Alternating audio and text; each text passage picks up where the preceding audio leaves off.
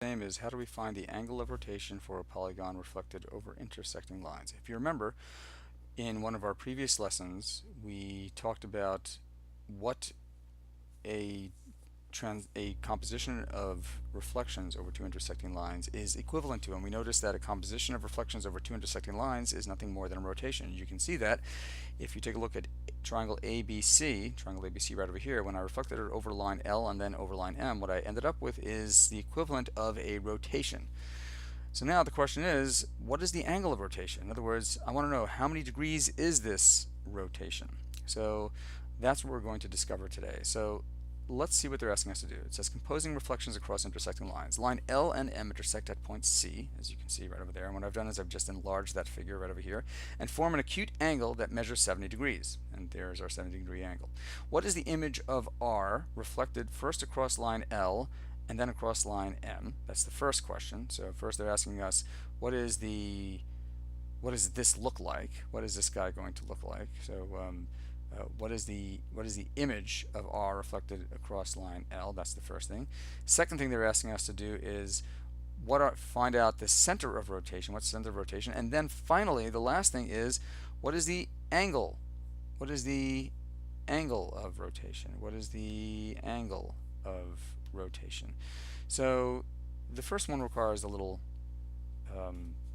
it's going to require us to do a little drawing, okay, which we can do. It shouldn't be too terrible. So let's first get a nice thin line here, and what I want to do is I want to sketch out or map out what this is going to look like. And what I'm doing is I'm trying to draw points that are going to be approximately where my letter is going to appear.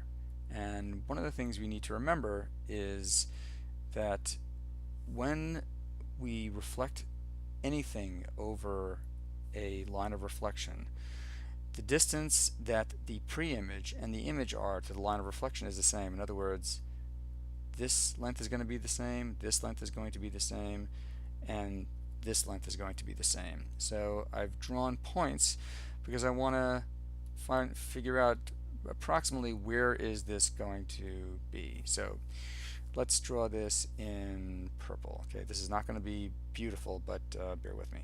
So here's roughly what this is going to look like. This is what the reflection in line L is going to look like. That wasn't too bad. And then when I reflect that over line M, it's going to look roughly like this. Something like that. There we go. Okay, so the first thing they asked is what is the image? There's the image. And you can tell this is somewhat of this looks like a rotation across around point C. What is the center of rotation? Well, I think I just answered that question. The center of rotation is going to be point C. It looks like it's the point where the two intersecting lines actually intersect. And then the question is, what is the angle of rotation? Now, they're not asking for this angle over here. Not asking for this. What they want to know is, what is the measure of this angle over here? In other words, how many degrees am I actually rotating around point C? So in order for us to do that, let's go back to something we understand. There are two concepts which we've learned before. One has to do with the fact that the distance that the pre-image and the image is to the line of reflection must be the same. In other words, if I'm drawing a line from these 2 points of my R, they have to be equal to each other. In other words, the distance that these two are to each other, the distances that these two lines are to the point of rotation, or in this case line of rotation, must be the same. That's important because watch what I'm going to do. I'm going to create two triangles.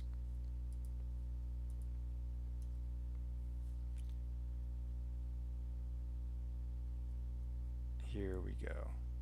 Okay, and one last thing I want to do is I want to draw this line here. Okay, so here's what I've done. I've joined these 2 points, P and P prime, and I know that the distance from P to line L and P prime to line L must be the same.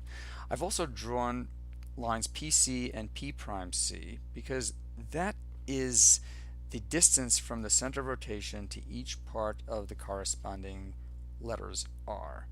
Think of this as a circle, and think of each of these dashed lines going from the center of rotation to the edge of the circle as spokes of a wheel. Each one of these spokes must be the same. The spokes of a bicycle wheel must be the same for you to be able to ride.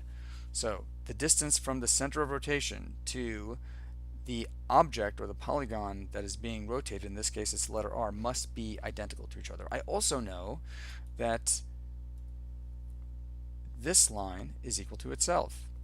So I know that these two lines are also equal to each other. So what does that make these two triangles that I've just created? These two triangles, namely triangle 1 and triangle 2. Well, it looks like if I have three sides of one triangle congruent to three corresponding sides of another triangle, those two triangles are the same, which means that all the corresponding parts are the same, including these angles. Okay, so now you're asking yourself, well, what does triangle congruence have to do with any of this? Well, it's got a lot to do with it, because if these two angles are the same, let's go back to the problem I was originally given, which was this one right over here. If I want to break down this figure into two triangles, let's say I'm going to create a triangle like this. Two triangles actually, and I'm going to join there. So I've created two triangles, triangle 1 and triangle 2, that are congruent to each other. That would make these two angles, let's actually make them look like angles. I'm creating these two angles that should be, or that certainly are, identical to each other, namely this angle here and this angle here. You can call them you can give them any value you want. Let's say there are 30 degrees. Okay, so this is 30 degrees, which means this must also be 30 degrees, because if I have two triangles that are congruent, all the corresponding parts, including the angles, must be congruent. Well, if this angle here is 30 and this entire angle is 70, this angle must be 40. Now I can do the same thing on this side. In other words, I can create, that was terrible, let me do this again. I can create two congruent triangles here as well. In other words, I can create two triangles by joining these two lines.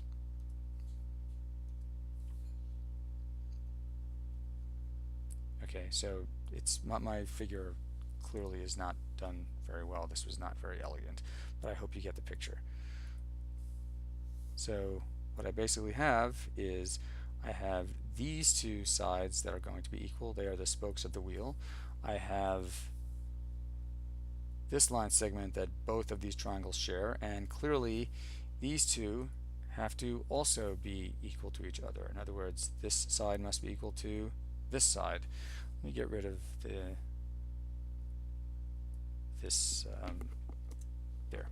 So I've got two triangles here that are congruent to each other. Now, if you remember, we said that if this is 30 degrees, this must be 40 degrees, which means this must also be 40 degrees, because remember, if these two triangles are congruent, so are their corresponding sides congruent. Let's give them two arc lengths. So it looks like our angle of rotation, which basically goes something like this, right? Our angle of rotation is going to be 30 plus 30 plus 40 plus 40. Well, let's see, 30 plus 30 is 60, and 60 plus 80 is 140. So it looks like my angle of rotation is 140. Now, this angle of rotation should look very familiar. It looks like it's twice 70. It's twice the angle that is created by the two intersecting lines. So it looks like I have a pattern to use in order to answer questions like this. So basically what I'm doing is I'm adding angles 1, 2, 3, and 4. I'm adding all the angles together to get the total angle of rotation. So let's take a look at this problem. It says, use the diagram at right. What is the image of R reflected across line A and then across line B? That's the first question. Then what are the center of rotation and the angle of rotation? So they're asking for three things. So I'm going to try to draw the diagram as best as I can. And let's do this in black ink. And roughly my figure is going to look something like this. That's not terrible. And then my reflection in line B after the reflection in line A should look something like that. And let's make this a little smaller. And you can see that this does look like a rotation from this R to my final R prime or R double prime. So what is the center of rotation? It looks like the center of rotation is nothing more than this point right over here, which is the point of intersection. And what is the angle of rotation? In other words, when I actually ended up rotating my R all the way to this R over here, how many degrees was that? Well, you notice that the result is basically 2 times the angle formed by the intersecting line, so that would be 2 times 45, which would be equal to 90 degrees. That is the angle of rotation. And the next thing they're asking us is use the results in part A, problem 2. Make a conjecture about the center of rotation. So what is your conjecture about the center of rotation? Well, the conjecture should be that the center of rotation is the point formed by intersecting lines. So the angle of rotation is going to be 2 times the angle formed by the two intersecting lines. In this case, the angle formed by the two intersecting lines A and B is 45 degrees. So my angle of rotation is going to be 2 times 45, which is equal to 90 degrees. Let's, why don't you try these two? What is the image of F reflected first across line L and then across line M? What are the center of rotation and the angle of rotation for the resulting rotation? And then do this question number 2 as well. Put your player on pause, try to do this on your own, and then hit play to resume. Okay, so first I'm going to try to, as best I can, try to draw this figure. So let's see what I got. So this should look something like there. That's not too bad. And then if I'm reflecting that over line L, this is a reflection over line M. So this is line M right over here. This is line M. And now I'm going to reflect over line L. I'm going to reflect this F over line L, and that should look something like, should be down here, something like this. And you can tell that this does look like a rotation. And the question is, how many degrees is this rotated? Well, first, what is the center of rotation? Let's not get ahead of ourselves. What is the center of rotation? Well, the center of rotation seems to be the intersection of the two lines of reflection, which is point P. So the answer to what is the center of rotation? The center of rotation is point P. P is the center of rotation. Center of rotation. Okay. And then the question is, what is the angle of rotation for the resulting rotation? Well, again, the angle of rotation is going to be 2 times the angle formed by the two intersecting lines. The angle formed by the two intersecting lines that I'm reflecting over. So the angle formed by line M and L is 60 degrees, and 2 times 60 is equal to 120. So 120 degrees is the answer to this question. How about this one?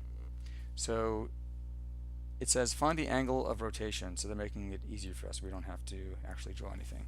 So the angle of rotation of Z across line A and B is going to be 2 times the angle formed by the two intersecting lines of reflection. So that's going to be 2 times 65, which is equal to 130 degrees. Try these 3 problems on your own. Put your player on pause and then hit play to resume and compare your answers.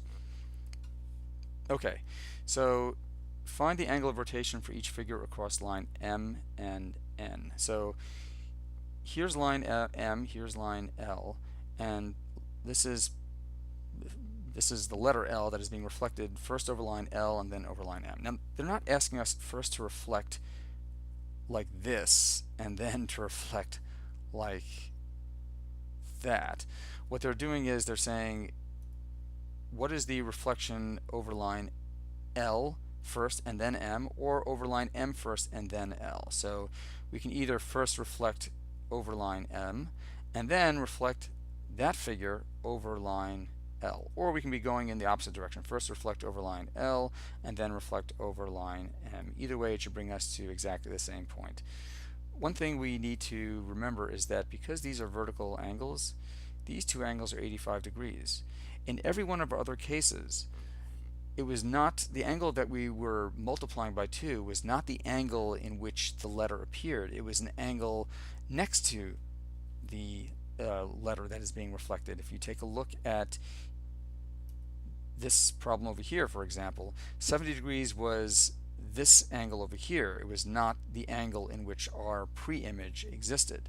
So what we need to do is we need to find the supplement of 85. These are a linear pair. This angle over here and this angle over here are a linear pair. So we need to find the measure of this angle, angle 2. So we need to subtract 85 from 180, and that gives us 95. So this angle over here is going to be 95 degrees. So when I'm reflecting L over line L and then over line M, or when I'm reflecting line L over line M and then over line L, remember this must also be 95 degrees. So what I need to do is multiply 95 by 2. So that's 2 times 95, which is equal to 190 degrees. So that's going to be my answer, 190 degrees. This one is much easier. This is my angle that is formed by the two intersecting lines. I'm reflecting V over line L and then over line M. So my answer is going to be 2 times 60 degrees, which is equal to 120. So 120 degrees. And again, here I have an angle, I have N, which is reflected first over line L and then again over line M. So my answer is going to be 2 times 75 degrees, which is equal to 150. And there you have it. Now you know how to find the angle of rotation when a polygon is reflected over two intersecting lines.